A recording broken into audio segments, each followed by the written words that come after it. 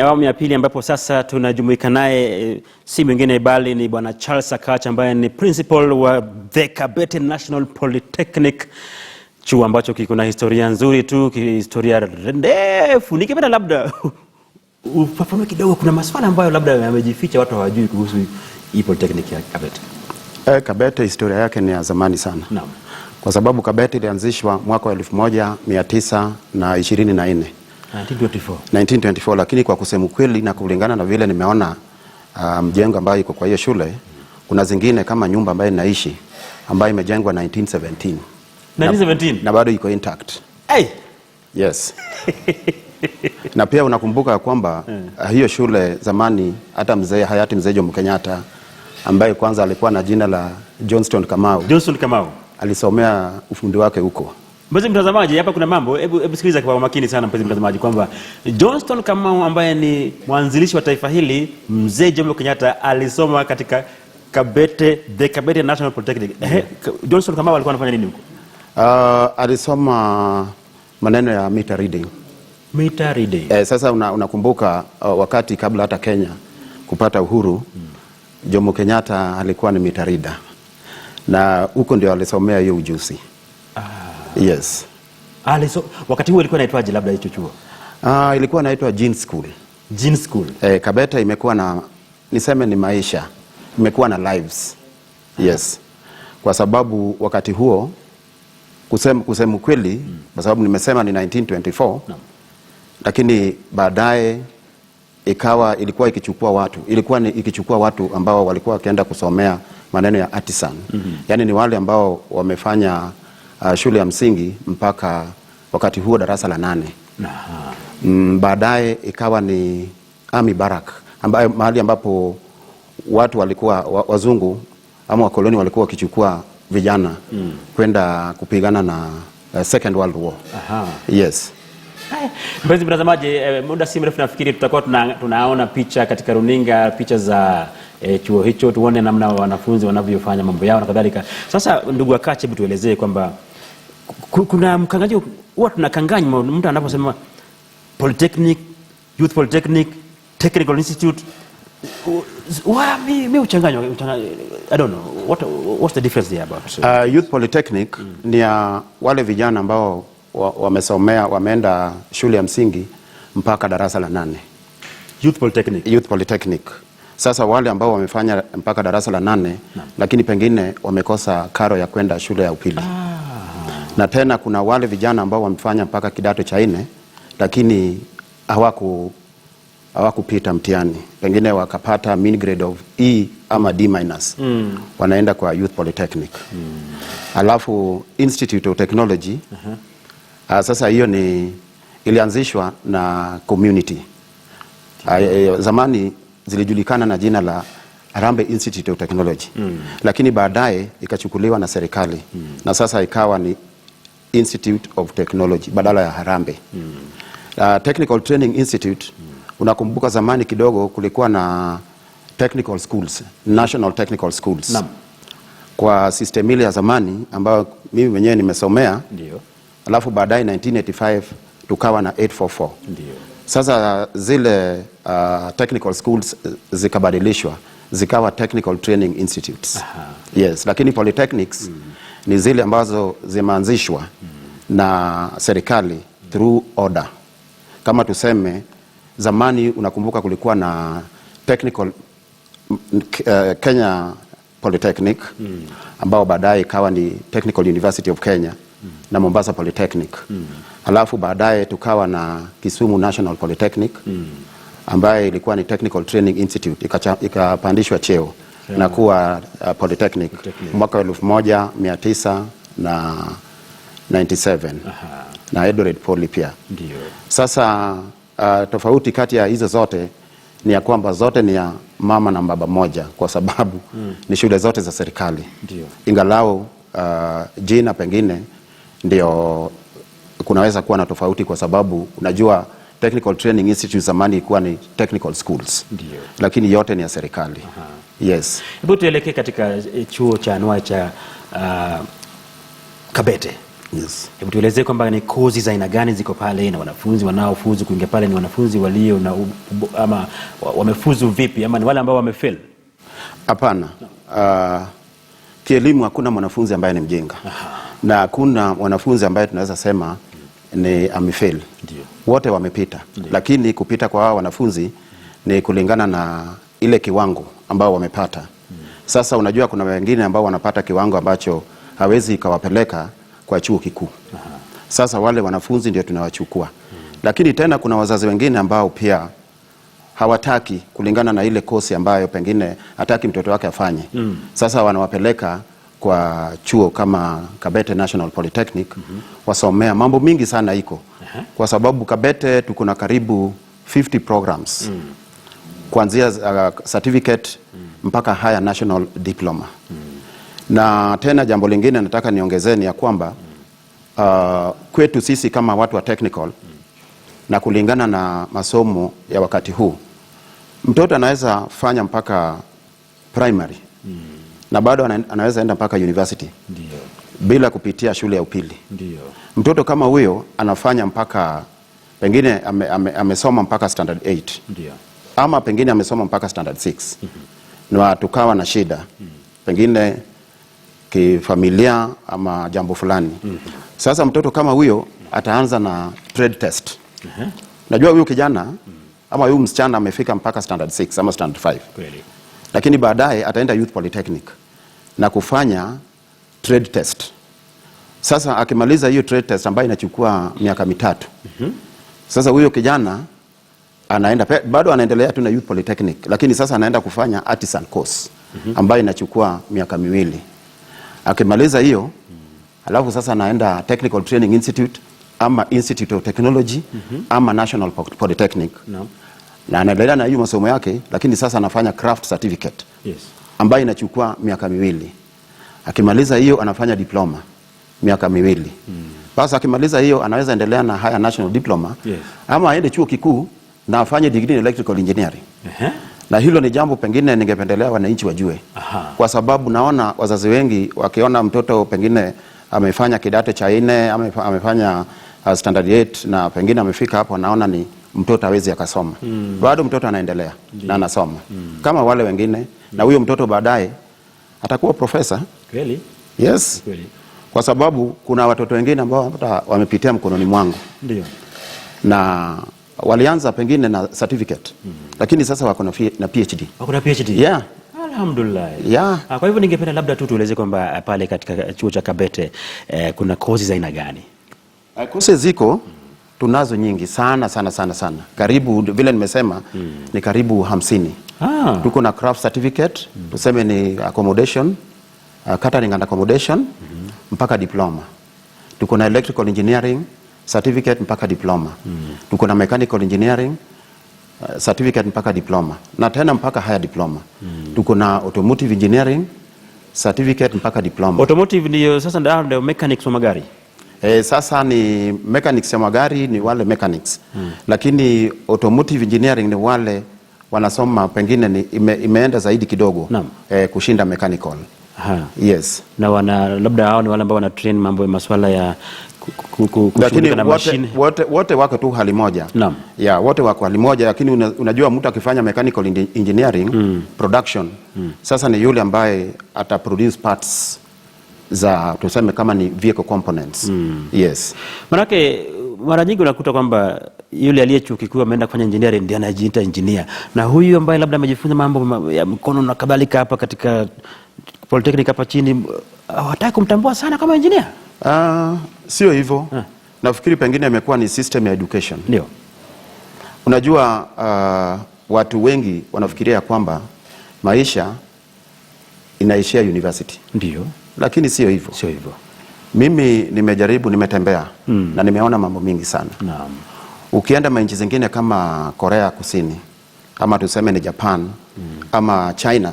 Naona kuna wa Chinese hapa Kenya. Ndio. Na hawa watu pengine watu wanafikiria kwamba ni watu ambao ni engineers. Pengine wamefanya tu mpaka artisan, wamefanya mpaka craft. Nimewaoji. Naam. Hawajasoma sana. Sasa wale ambao wamefanya mpaka pengine diploma ama higher diploma ndio wanajiita technicians. technicians. Yes, na kulingana na sheria ya masomo engineer mwenyewe ambaye pengine ni mtu ambaye ako na BSc in electrical engineering ama MSc electrical engineering, inatakikana huyo mtu asaidiwe na technicians karibu 6 ama 7. Yes. Sasa wale ambao wanafanya kazi ya muhimu sana ni technicians. Kwa sababu hata hapa mahali tuko ndio ni technicians. Kweli kabisa. Yes. Ni technicians. Wale wanahakikisha kwamba sauti ya Frank inasikika vizuri. Correct. Kamera inamwangalia vizuri. Correct. Hivi kama hayo. Hao ni technicians. Hizi taa zinawaka. Hata unaona wale wajengaji. Naam. Ambao pengine wamesoma mpaka diploma ama higher diploma. Yes. Wao ma technicians ndio wajengaji, ndio wanajenga. Yes. Yes. Kwa hivyo ni watu muhimu tu katika jamii, kwa sababu mtu anapoanza sasa kuwadharau kwamba hawajasoma, wamesoma. Kwa sababu kusoma ni nini? Maana yake kubobea katika fani fulani. So umebobea pale. Kwa hivyo ningependa usisitize ile kwamba technical training ina umuhimu wake katika uchumi wetu wa taifa. Swali la kwanza Bwana Frank, masomo ni nini? Masomo ni nini? Masomo ni kitabu. Ama ni masomo ni ile mtu ameunda na ameweka kwa meza na watu wanakula. Ndio? Sio ndio masomo. Lakini ile mtu amebeba kichwani mwake, si anazikwa naye. Bas, na ndio hiyo. Sasa wacha nikuambie hivi. Na imesemekana ya kwamba Kenya na South Korea walikuwa hali moja kiuchumi kabla Kenya ipate huru, na mpaka pengine 1964. Na Korea ilikuwa na shida kiuchumi mpaka nafikiri kuna wakati ambapo hayati Mzee Jomo Kenyatta aliwasaidia na pesa. Ndio. Lakini wacha nikuambie, last year nilienda South Korea. Nimeona maajabu. Kwa sababu wa Korea, wa China, wa Japan na hizo nchi zingine waliweka technical education kama priority. Na ndio sababu saa hizi wako juu sana. Wako na kile ambacho kinaitwa ni knowledge based economy. Sasa unaona kichwa ya mtu iko na kila kitu. Naona South Korea wanakula kila kitu. Na huko nilikula kila kitu. Kile ambacho ukiambia mtu saa hizi anajaribu kutapika. Ndio. Na hiyo ni masomo. Kwa sababu sisi tuliambiwa hii ni mbaya watu wasikule. So South Korea saa hizi huwezi compare na Kenya. Kwa sababu wanakula vitu kama vipi? Vitu vya aina gani? Nyoka, snails, ndio wanakula. Na hizo zote wanakula. Na wako healthy. Kuna wakati nilijaribu kwenda hospitali. Nikapata hakuna watu. Kwanza ukionekana kwa gate wanakuja kukukaribisha. Kwa sababu hakuna wagonjwa. Hakuna wagonjwa huko? Yes. Watu wako na hiyo sasa imeletwa na nini? Si ni masomo. Si ni technical. Yes. Kwa hivyo ukiangalia nchi inapokuwa na wagonjwa wengi katika hospitali zimejaa, we are doing badly. We are doing badly. Na wacha nikwambie, juzi nimekuwa Brazil. Brazil hautapata chemist. Unaweza tembea karibu 6 kilometers ama 10 kilometers ndio upate chemist. Lakini hapa kwetu si chemist iko kila mahali. Kuna shida gani? Watu ni wagonjwa. Bas. Sasa mwalimu, naomba turudi katika masuala haya ya technical. Tuelezee tu kwamba Kenya tumekosea wapi? Manake bado hatujaonekana kujua kwamba kuna hii sekta ambayo ni muhimu sana. Umezungumza kuhusu South Korea kwamba wamechukua mfumo huu. Kenya bado unasikia mtu anataka mambo ni madarasani tu, anataka andike. Kuna vitu vya mkono wanaona kuna sitaki. Unajua kitu muhimu kabisa kwa kila nchi ni system of education. Ndio. System of education ndio inabadilisha maisha ya watu. Na wakati Kenya ilipopata uhuru, tulikuwa na system of education ambayo ilikuwa ni ile ya Waingereza, ya wazungu kabisa. Na ile ilikuwa inaitwa ni white collar job. Sasa Wakenya wengi walienda kusomea mambo ya ofisi. Na wakawacha mambo ya nini? Mambo ya ufundi. Sasa ikawa ni mambo ya ufundi ni ya wale ambao hawajasoma. Na hiyo ndio bado iko kwa bongo ya kila Mkenya mpaka saa hii. Mpaka sasa watu wakiona vijana wameenda kwa shule ambazo ni hizo za technical, wanaona hao hawajapita mtihani. Basi hapo ndio tulikosea. Serikali ikajaribu kuwa na system of education nyingine ambaye waliweka in 1985, hii ya 844 system. Wakajaribu, lakini emphasis ilikuwa ni technical education. Lakini hawakuweka vizuri sana. Hata ingalau bado inaendelea, Lakini nafikiri serikali ambayo tunayo sasa imetia manane sana kwa maneno ya technical education. Kwa sababu kulingana na policy ya serikali ni ya kwamba kila constituency inatakikana iwe na technical college kabla mwaka ujao iishe. Sasa na zamani hatukuwa na vitu, pengine utasema ni zile vitu vya training kama equipments. Lakini kuanzia 2013 mpaka sasa most of our institutions wamepata equipments, state of the art equipments.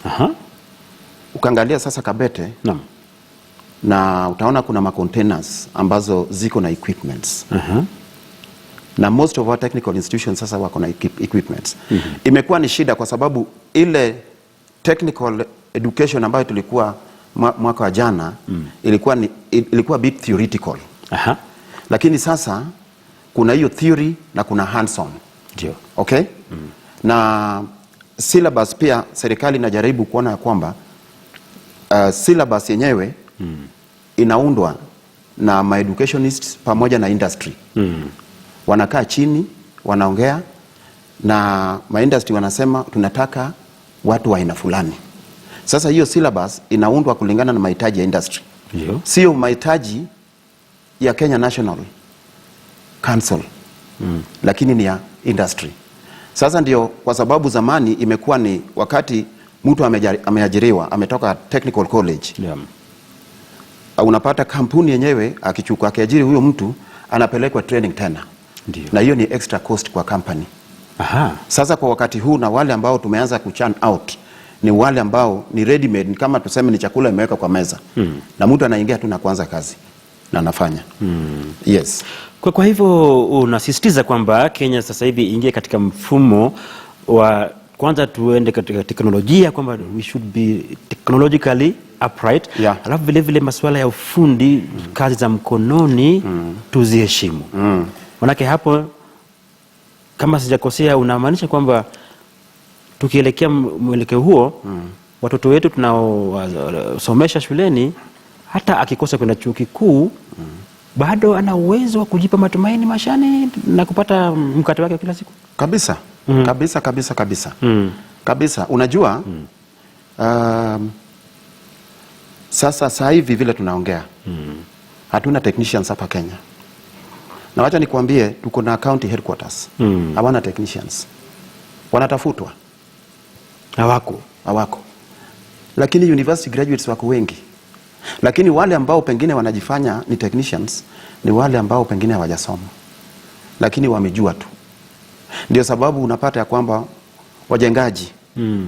Mtu anajaribu kujenga nyumba na baada ya muda mfupi nyumba imeporomoka. Unapata kuna quacks na wako wengi. Sasa ningependelea wananchi especially the youth waende technical. Kwa sababu mahitaji ya serikali na hii nchi nzima ni technical education. Hiyo lazima iwekwe priority number 1. Kwa sababu ndio watu ambao tunawahitaji. Unaweza kujiuliza vile nimekuambia Kabete iko na nyumba ambaye imejengwa 1917. Na bado hata mimi naishi kwa hiyo nyumba. Na kwa nini wengine wamejenga na hata kabla ya nyumba kumalizika imeporomoka tayari. Kwa nini? Kwa nini? Hiyo ni kumaanisha kwamba bado tunahitaji technicians na hawako na ni wachache sana. Kwa hivyo wewe mwenyewe ukiangalia sasa hivi mfumo wa Kenya umeridhika na namna ambavyo mambo yanaendelea kwenye mfumo wetu wa masomo, elimu ya technical bado? Najua kuna new system of education ambaye nafikiri hivi karibuni wataintroduce. Na nimesoma na nafikiri hiyo itasaidia Kenya sana.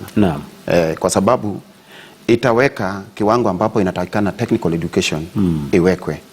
Na tena hiyo system ya technical education ita-identify talent ya mtoto. Unajua zamani ama ile system ambayo iliyoko kwa wakati huu ni ile system ambaye mtu anashtuka tu akishamaliza form 4 ama university anataka kuwa ni mtu wa sarakasi. Lakini system ambaye itawekwa hivi karibuni ile ambaye ita-identify talent ya mtoto kuanzia utotoni na mtu aanze na hiyo akiendelea. Kama unaona ile system ya education ya United States of America. Yes. Na unaona United States of America imeproduce kila aina ya watu. Ndiyo. Kwa dunia nzima. Na juzi uliona wakati wa Olympics ambayo ilikuwa Brazil. Yes. Unaona manchi kama China walinyakua kila kitu. Sasa sisi tumespecialize kwa maneno ya athletics peke yake. Athletics peke yake. Na vitu vingine. Sasa tukiwa na hiyo system of education, ita-identify talent ya kijana ama mtoto kuanzia pengine standard 1 ama kabla mtu aanze kwenda shuleni. And that is the best system of education that we can talk about. That identifies talent at a very tender age. Sio ile ambaye mtu anashtuka tu. Nafikiri hata mimi nikiwa kijana mdogo hapa town tukisomea nilijaribu sana kuwa mtu wa sarakasi. Lakini sasa unapata lakini unapata uigizaji. Yes. Uigizaji. Sasa unapata mwalimu anakuambia waachana na hiyo maneno bwana, wewe soma. Na bado nafikiri nikihoji vijana ambao wanakuja kusoma, wazazi wanaambiwa tafadhali hiyo maneno ya technical waachana naye kabisa. Mimi nataka mtoto wangu awe daktari kwa sababu mimi ni daktari. Na unajua brain ya huyu kijana na brain yako ni tofauti kabisa. Ndio. Huyu ni a different entity. Yes. Na wewe. Sasa kuna hiyo wale beneficiaries wa ile system ya education ya zamani ndio bado inatuletea shida. Mtoto anakuja college anakuambia mimi nataka nifanye electrical engineering kwa sababu baba yangu ni electrical engineer. Lakini sasa ukiangalia result slip yake ama tuseme ni certificate. Hakuna yenye huyu kijana anaweza ingizwa kwa hii kosi. Hajafuzu. Bado kabisa. Sasa shida inatokea saa zingine ni wazazi. Kwa sababu mzazi analazimisha. Kuna story nyingine ninayo hapa na ningependelea niambie wa Kenya ndio wajue. Kuna mzee mmoja ambaye alilazimisha kijana wake afanye medicine. Ndio. Kwa sababu kijana alikuwa amefanya kidato cha 4 na akapata mean grade ya A. A+. Ndio. Lakini lengo la kijana ilikuwa ni awe lawyer. Basi kijana akafanya medicine akamaliza. Alipomaliza hivi akachukua certificate. Akapelekea baba. Akaambia baba uliniambia niwe daktari, lakini mimi nilikuwa nataka nifanye law. Sasa wewe chukua hii certificate ni yako, nimekusomea hiyo, chukua hiyo na mimi niendelee kuwa lawyer. Sasa akaenda university tena kufanya. Kutafuta tena sasa unapata saa zingine shida inatokana na wazazi ambao wanalazimisha watoto wafanye kosi fulani na huyu mtoto amezaliwa awe mtu fulani. Ndio. Hiyo inakuwa ni shida. Yes. Naomba tuongee kuhusu namna ya kutafuta nafasi za ajira hususan kwa vijana. Tumekuwa na mfumo wa watu wanatafuta ajira badala ya kubuni nafasi za ajira. Sasa kubuni nafasi za ajira nafikiri ndio muhimu sana. Nyinyi watu wa technical mnaweza mkatushauri vizuri kwamba mtoto anapomaliza labda chuo asiwe na haraka ya kutafuta kazi, ye badala yake abuni nafasi ya kazi kupitia hizi unique trainings. Sasa hapo ndio technical institutions inakuwa namba moja. Kwa sababu wale vijana ambao tunawatrain ili wawe ni job creators, not job seekers. Nataka kijana akimaliza masomo yake priority yake isikuwe ni kutafuta kazi. Ndio. Kwa sababu jambo la kwanza hiyo kazi haipatikani. Nataka kijana akimaliza mambo yake aende aanze biashara kivyake. Ndio awe job creator. Na kuna opportunities ziko kwa banks. Yes. Mtoto akiwa na certificate na ameidentify biashara ya kufanya, anaenda kwa bank, atapewa loan, aanze biashara. Na unajua huyo kijana hiyo biashara yake itaendelea mpaka aanze sasa kuajiri watu. Hiyo ndio lengo letu. Lengo letu sio ni kutrain watu ambao wanaenda kutafuta kazi. Ni wale ambao tunataka wawe ni job creators. Kwa sababu job creation ndio mahali ambapo pesa iko. Mtu kama mimi sasa, wacha tuseme tu hivi. Kama ningelianza biashara wakati nilipomaliza masomo yangu ya university, si wakati huu ningekuwa bilionea. Tuseme tu kweli, si ndio?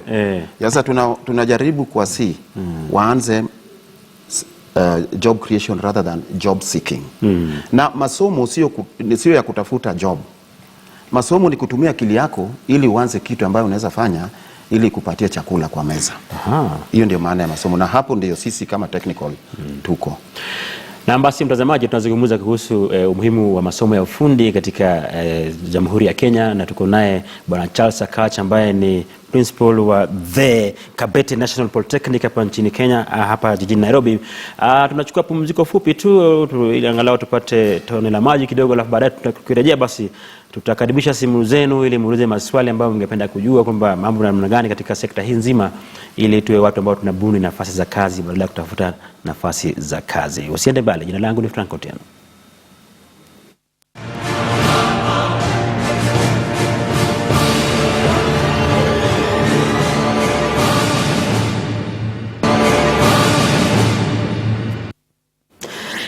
Shukrani sana mpenzi mtazamaji, karibu tena kwenye awamu ya mwisho ya kipindi hiki cha Dao la Elimu, ambapo tunazungumza na mwalimu Charles Sakach ambaye ni mkuu wa chuo cha anuai The Kabete National Polytechnic, ambapo tunazungumza namna ya kuwa wabunifu wa nafasi za ajira. Ndugu, ningependa nikuulize, labda katika chuo cha Kabete pale, labda kuna mafanikio yapi ambayo tunaweza tukajivunia kama nchi ya Kenya kwamba kupitia kwa chuo hicho basi kuna mambo ambayo tunafurahia? Asante Bwana Frank. Jambo la kwanza nataka niseme ya kwamba Kabete ndio imekuwa chuo cha ufundi cha kwanza ambayo ime-export mechanical spare parts to China. Hilo ni jambo ambalo pengine ningependelea wananchi na wa Kenya kwa jumla wajue. Ndio. Ya kwamba sisi ndio tumekuwa chuo cha kwanza ku-export. Na hii exportation bado spare parts, ni spare parts zipi sasa hizi? Hizi sasa za mechanical, unajua kama hizi tuseme ni kama cranes. Ndio. Kuna certain spare parts ambazo wa China hawana. Lakini hii sio kitu ambaye tulienda tukanegotiate. Ilikuwa ni through competition ambayo tulikuwa na all universities and all technical institutions in the whole country combined together. Na ilikuwa facilitated na Chinese government. Na tukavuka namba 1. Na baada ya kushinda hiyo tukapewa kandarasi ya ku-export mechanical spare parts. Na hiyo bado inaendelea mpaka sasa. Kwa hivyo sasa mnapo export ina maana kwamba hii ni faida ya nani? Hiyo ni faida sasa ya shule. Na wale wanafunzi ambao wako involved kwa hiyo maneno wanakuwa sponsored na Chinese government. Wanaenda masomoni China. Kama wakati kama sasa nataka niseme kuna vijana ambao wako China wanasoma kuhusu hiyo line.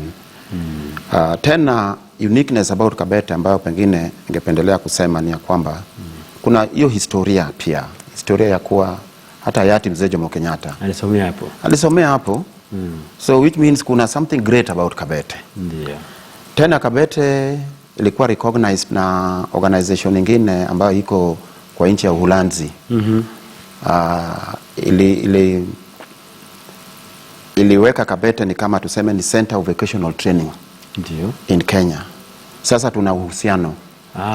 Exchange program iko. Na tena nataka niseme tuko na full license ile ya President Award ambaye tulipewa na Duke of Edinburgh. Na hata juzi tulikuwa State House tukipewa zawadi ya gold kama Kabete. Ni jambo la muhimu ambayo ningependelea wa Kenya pia wajue. Tena kukiona matokeo ya mtihani kwa upande wa SET, ile tunasema ni Science, Engineering and Technology Based Courses. Tulipita kabisa. Na wakati huu nataka niseme ya kwamba kwa upande wa Medical Laboratory Technology, ile ya Kenya Medical Laboratory Technology and Technicians Board, sisi ndio tulikuwa number 1 in the whole country. Kumaanisha kuna so many institutions ambao tuliwashinda. Kwa hiyo. Na tena kuna mambo mingi. Tuko ISO certified. Na ISO certified ni kumaanisha sisi sasa tunaweza fanya biashara na nchi zingine, ama tuseme ni chuo kingine huko upande wa Ulaya ama any other part of the world, we can still do that. And there are so many, hata kwa maneno ya co-curriculum activity tunajaribu sana. Yes. Ningependa labda nikuulize kuhusu mitihani inayofanywa na vyuo hivi, kwa mfano Polytechnic kama hiyo. The exam body that governs exams. Tuko na NEC, Kenya National Examinations Council. Tuko na KASNEB. Tuko na Kenya Medical Laboratory Technology and Technicians Board. Hiyo ni ya diploma in medical laboratory. Tuko na craft na tuko na certificate. Tuko na diploma in pharmaceutical technology. Ambayo tuko recognized, tumepewa hiyo certificate na Pharmacy and Poisons Board. Yeah, so those are some of the very few examination bodies that recognize us apart from the others. But apart from that, sisi tukiwa kama chuo cha anuai, tuko na kuna ile license tumepewa. Tunaweza anzisha course ama program fulani, tuna prepare syllabus, tunasomesha wanafunzi, wanapewa mtihani, alafu wanapewa certificate. Hiyo ni license ambayo tumepewa pia na serikali kama polytechnic. Yes. Mko na internal exams labda? Tuko na internal na tuko na external. Na hiyo internal exam, sasa unajua ukiwa ni polytechnic, national polytechnic, unaweza anzisha kosi yoyote. Na una award certificate. Bora tu ifike kiwango ambapo imepewa na serikali.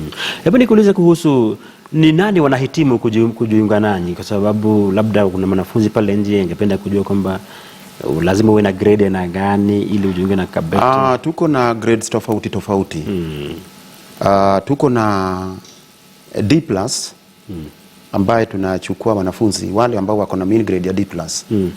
Kuna courses nyingi ambao wanaweza fanya. Both technical, science based na even business based. Tuko na diploma pia ambaye mean grade of C-, kuendelea mbele. Hiyo tunayo. Na tuko pia na courses kama zile za higher diploma ambaye ni ya watu ambao wamefanya diploma ama ni wale ambao wako na first degree wanakuja kusomea hiyo maneno. Hiyo pia tunayo. Na tena kwa bodies zingine tuko na what you call Kenya Society of Geophysicists. Sasa Kenya Society of Geophysicists, na ni vizuri watu wajue ya kwamba sisi kama chuo cha anuai cha Kabete, sisi ndio tumepewa hiyo kandarasi na Kenya Society of Geophysicists kuanzisha courses zile za mining. Mining, yes, mining exploration, geothermal, tunazo hizo zote. Na kuanzia next year, wanafunzi tumeweka kila kitu kwa gazeti, na wale wanafunzi ambao wangependa kujiunga na Kabete National Polytechnic wana submit application, wanapewa nafasi, alafu wanakuja kusomea hiyo maneno. Na ni courses nyingi sana kwa sababu hiyo ya mining exploration tunazo mpaka higher national diploma. So unajua kwa wakati huu tuko na hiyo oil discovery, na tuna watu wale oil companies wanahitaji watu wa aina hiyo. So hizo courses zote tunazo. Ukiangalia standard, nafikiri standard ya juzi, tuliweka hizo courses zote. Sasa Wakenya wanaweza angalia hiyo na wafanye application.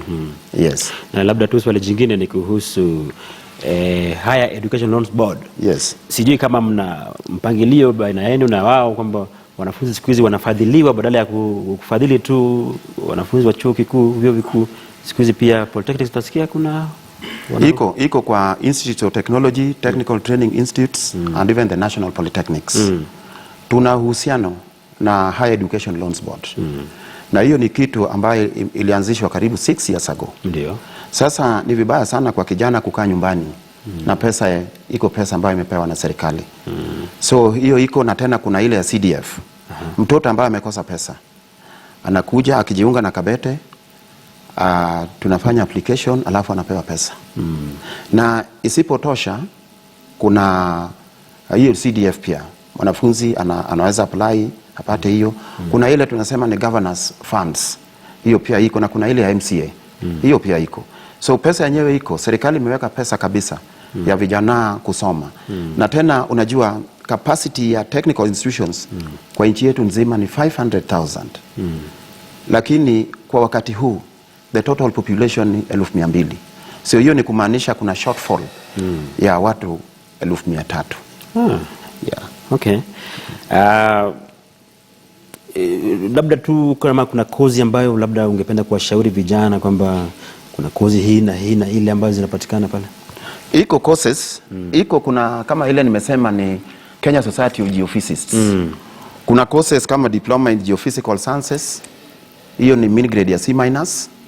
Kuna courses kama diploma in mining exploration, geophysical technology. Hiyo ni kwa upande wa mining industry. Na ziko nyingi. Kuna courses kama diploma in electrical electronics engineering. Kuna diploma mechanical plant and production. Kuna diploma in automotive engineering. Kuna diploma in ICT, computer studies na zile zingine. Kuna pia human resource management, kuna business management. Tuna imani kwamba waajiri ama the employers wanapotangaza nafasi za kazi basi wao pia wao wanajaribu kuzingatia kwamba kuna watu kama hao, kwa sababu kila saa unapoona tu kwamba wanataka bachelor whatever bachelor, yet kuna watu ambao pia wamefuzu vizuri tu ambapo labda sijui kama huwa mnaongea na FKE na kadhalika. Tuko nao kama sisi ni member wa FKE. Tuko nao watu kama hao, na tena ikiwa kuna trade fulani ambao wanahitaji huwa wanatuandikia barua, wanatuuliza kama tunaweza kuwa na kijana fulani ambaye amefanya kosi fulani. Na tukiwa ikiwa kuna hiyo nafasi tunawapatia. Hiyo tunayo. So hata sisi pia ni equal opportunity employer kama watu wengine. Bwana Kash, tunaelekea kumaliza manake muda umetupa kisogo, lakini ningependa labda kwa haraka you are an educationist. Wewe ni mwalimu, umepitia mambo mengi tu katika taaluma nzima ya walimu. Hebu zungumza kuhusu udanganyifu wa mitihani. Je, katika vyuo vya anuai pia kuna cheating exam na kadhalika, na je umefurahia hatua za serikali kushughulikia? Kwanza nataka nishukuru waziri wa elimu Dr. Fred Matiang'i. Dr. Fred Matiang'i for the first time amefanya kazi ya maana sana. Na nataka nimshukuru kwa sababu tunataka waziri ambao wanaenda kwa mashinani kuona vile kazi inaendelea. Na ukiona ripoti ambayo iko kwa magazeti